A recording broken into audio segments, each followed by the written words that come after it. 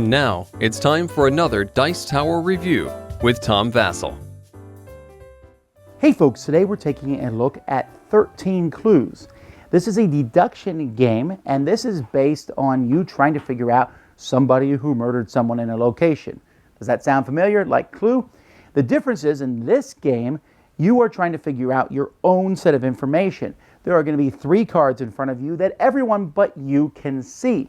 Now, this is something that has been done before in other games where everyone can see a card but yourself, even as simple as some poker card games where you stick a card in your forehead. So it has a little bit like that, but you're going to be using deduction to try to figure out what is where. I really like deduction games. Let's take a look at this one.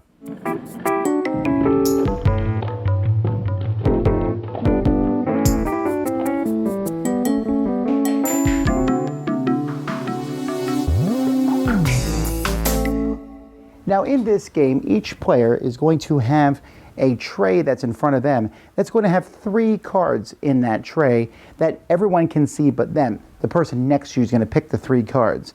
And you're going to have a person that's in your tray, and that person is going to be a male or a female. And then you're going to have a place, which is going to be indoor or outdoor. You can see the symbols here to help differentiate that. And then you're going to have a weapon, which is either close range or ranged attack. And so these are going to be randomly shuffled. Now there are 30 cards. There are 3 cards of each color. So for example, there's 3 purple cards, etc. If you're playing with less than 6 players, you are going to be basically taking some of the cards out of the game. So that there's, for example, if you're playing with only 2 players, you're only playing with 18 cards in the game rather than all 30. So you'll shuffle each pile, give each person 1 of each type. Then you'll shuffle the remainder of the cards, and each person will get 2 random cards, and these cards are going to be behind a screen. So when you are looking at the table, you can see the cards you have behind your screen. You can see everybody else's cards that they have in front of them.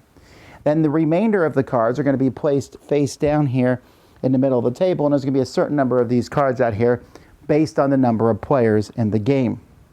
Each player is given a sheet. This sheet is going to be kept in a secret thing here, and then you'll have a pen, and you're going to be able to cross things out because you're trying to figure out who everybody is. You'll be able to start at the very beginning, or who you are, I guess. At the beginning, you'll see who everybody else is, so you can cross those off. You'll also see your hidden cards here.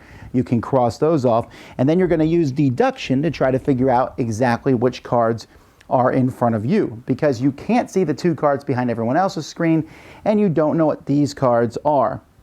So at the beginning of your turn, the first thing you'll do is, if you have no magnifying glass, and by the way, I should mention the game does come with pencils. That's a nice addition. But if you have a magnifying glass, if you don't have one, you take one. And then for each magnifying glass that you have, you get 1 action, and you'll spend them. Now, many times when you're spending a magnifying glass, you're giving it to somebody else. You can give a magnifying glass to someone else and ask them a question, how many cards they can see. You can say, basically, you can ask how many cards they can see of one suit, one category, one subcategory. So I can say, how many purple cards do you see? Or how many men do you see? Or how many weapons do you see? And they have to give the exact answer to that. So you have to ask a category, a color, or a subcategory. They have to answer truthfully. Now, if someone says they can see 3 women, and I only see 2 women, I could assume that the card that's here is a woman. However, the card that's behind their screen might also be a woman.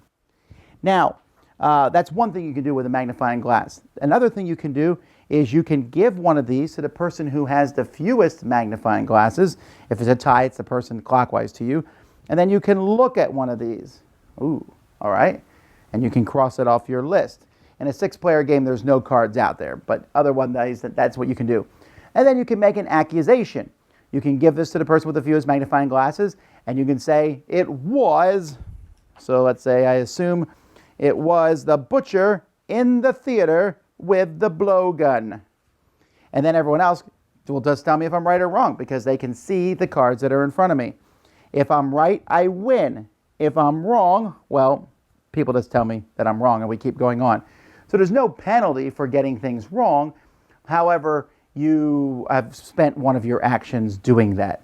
When someone gets something right, the 3 cards in front of them, that person wins the game.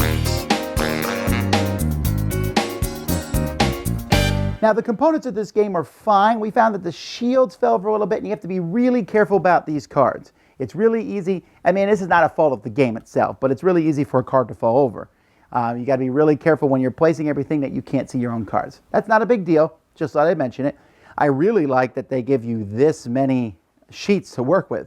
That's a lot of sheets. Now, they aren't double-sided, but there's still a lot of information to work with here.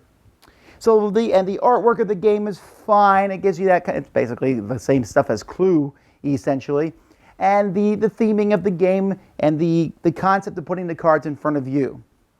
However, I really like deduction games, and this one for me just falls short of the mark. And I don't know, it's hard for me to put a finger on exactly why that is, but I'm gonna try to explain it a little bit. First of all, the fact that you have two cards that no one else sees in front of you is a good idea. I really like that. I mean, otherwise the game wouldn't work. You'd be able to solve things very quickly. There are other games where you can see the cards in front of everybody else but yourself. This game, though, every deduction game has a bit of frailness to it. They're all fragile to some degree because if somebody does something wrong, if they answer a question wrong, the game can fall to pieces. And I can't fault this game for that. But this game goes a little bit farther than that, and a weak player, if that makes sense, somebody who doesn't play very well can help other players out quite a bit. For example, if I am pretty sure I know some of the cards in front of me and I have it narrowed down and I'm like, well, you know what, I'm just going to guess twice in my turn. I have two magnifying glasses, I'll guess twice. No, that's wrong. Okay, I'll guess this. You might get it wrong, and you probably, let's say you get it wrong both times. You've just given a ton of information to the other players. Now, granted, the game says you could give wrong guesses on purpose to mess other people up. And then but if players start doing that, and it's very legit to do that, then the game just becomes a whole, well, did they just make that up? I don't know if they make it up. And then there's a kind of a bluffing factor in it. And this bluffing mixed with deduction doesn't work as well for me. Now, the good news is when someone says the number of cards, the most information you're going to get is not when you are asking the question or answering the question, it's when somebody else is. So let's say Bob says to Susan, how many blue cards can you see? And Susan says, I see 3. And you're like, wait a minute. Susan can see no cards with Bob. That none of his cards are blue, and I only see one more. It means Susan can see 2 blue cards. So those blue cards are going to be in front of her, or they're in front of me. Now, writing that information down can be a little tricky as you try to figure that out, but there's information on these sheets, and it's not as hard as it sounds.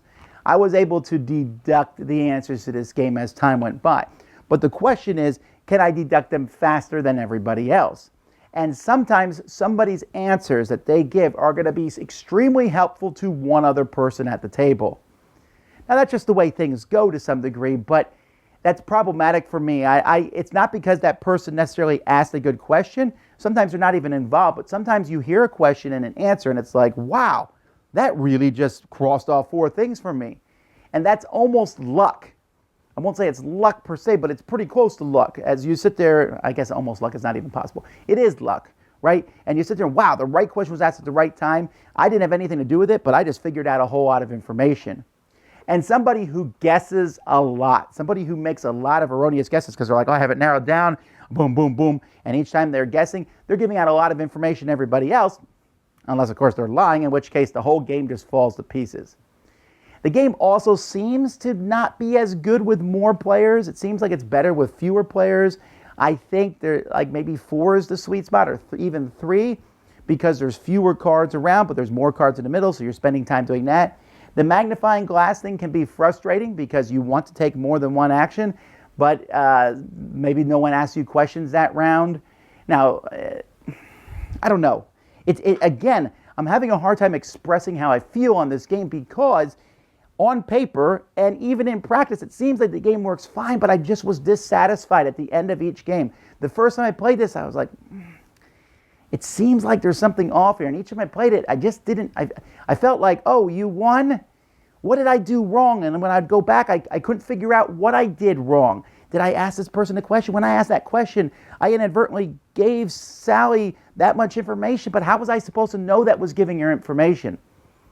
Well, I don't know. Maybe you'll like this more than me. I'm not going to say this is bad for everyone. This one just did not do as much for me. There's a lot of games out there that are deductions. Code 777, for example, is one that I like a lot. And that's another one where you can't see the things in front of you. It feels a bit more simplistic in nature. This one has a simple set of rules, but the complexities that they put together, I don't think warrant the fun that those complexities bring. Dice Tower judgment, for me, a miss. Thanks so much for watching the Dice Tower videos. Find more great videos and reviews, as well as our top-rated audio podcast at Dicetower.com. You can also find other great shows at DicetowerNetwork.com. I'm Eric Summerer, and you've been watching The Dice Tower. The Dice Tower is sponsored by Cool Stuff Inc., where you can find great games for great prices. Cool stuff in stock. Check them out at CoolStuffInc.com. Shut the door.